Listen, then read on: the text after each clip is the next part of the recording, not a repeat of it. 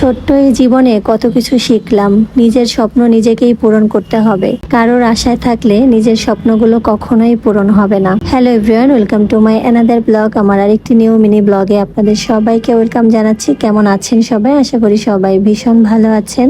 আমিও অনেক বেশি ভালো আছি। আপনারা ভিডিওটা কে কোথা থেকে দেখছেন অবশ্যই প্লিজ একটু কমেন্টে জানাবেন। আমাদের কিছু ছোট ছোট স্বপ্ন রয়েছে যেগুলো আমাদের নিজেদেরই পূরণ করতে হবে। তাই আমরা চলে আসলাম আজকে বাইকের শোরুমে। এই যে বাইকটা আপনারা দেখতে পাচ্ছেন, এই বাইকটা আমাদের একটা ইমোশন, ভালোবাসা, সবকিছু বলতে পারেন, আশা। এটা নিয়ে আমাদের অনেক স্বপ্ন, অনেক দিন ধরে এটা আমরা কিনতে চাচ্ছিলাম।